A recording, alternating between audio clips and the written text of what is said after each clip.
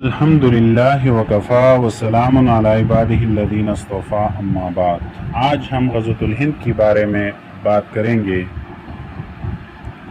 تو غزوۃ الہند امام مہدی کے دور میں ہوگا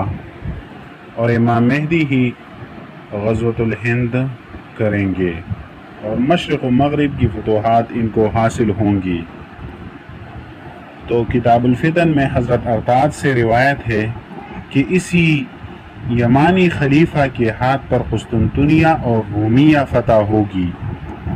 اور اسی کے دور میں دجال آئے گا، اور اسی زمانے میں حضرت عیسیٰ علیہ السلام نازل ہوں گے۔ اسی بنو ہاشم کے خلیفہ کے ہاتھ پر غزوۃ الہند ہوگا۔ امام محمد میں ایک روایت یعنی ان کی کتاب میں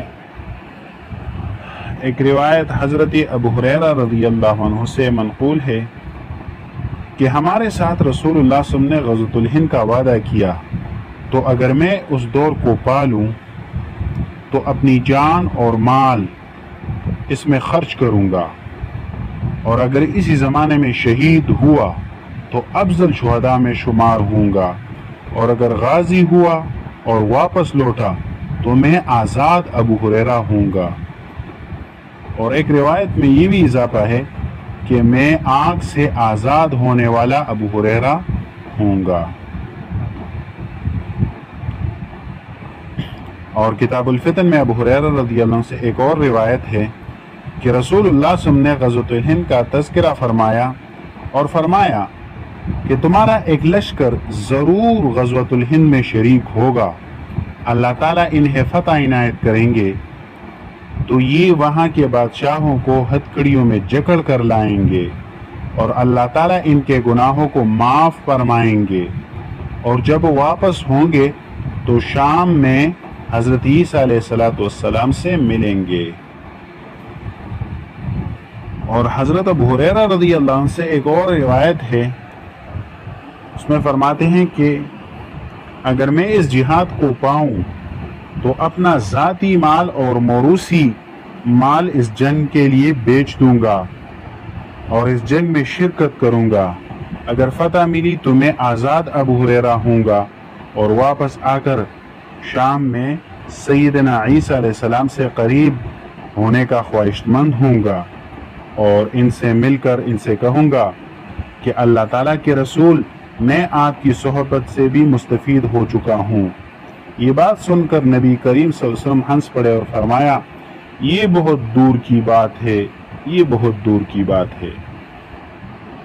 اور امام احمد نے حضرت ثوبان سے ایک روایت نقل کی ہے کہ رسول اللہ صلی اللہ علیہ وسلم نے فرمایا کہ میری امت کے دو گروہ اور دو جماعت ایسے ہیں کہ ان کو اللہ تعالیٰ نے آگ سے محفوظ کر دیا ہے۔ ایک وہ جماعت جو غزوۃ الہند میں شرکت کرے، ایک وہ جماعت جو سیدنا عیسیٰ علیہ السلام کے ساتھ ہوگا۔ اس روایت کو نسائی نے، طبرانی نے بھی نقل کیا ہے، حافظ ضیاء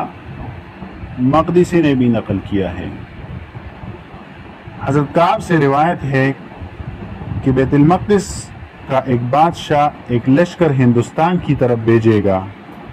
اور وہ لشکر اس کو فتح کرے گا۔ یہ لشکر ہندوستان کی زمین کو فتح کرے گا اور اسے اپنے پاؤں تلے رونت ڈالے گا، وہاں کے خزانے نکالے گا اور اس کو بیت المقدس کی زینت کے لیے وہ بادشاہ استعمال کریں گے، اور ہند کے بادشاہوں کو ہتھکڑیوں میں بند کر کے لائیں گے۔ اللہ تعالیٰ انہیں مشرق و مغرب کی فتوحات عطا فرمائیں گے، اور ان کا ہندوستان میں دجال کے خروج تک قیام ہوگا۔ یہ بادشاہ حضرت امام مہدی علیہ رضوان ہوں گے۔ علامہ ابن کثیر البدایہ والنہایہ میں لکھتے ہیں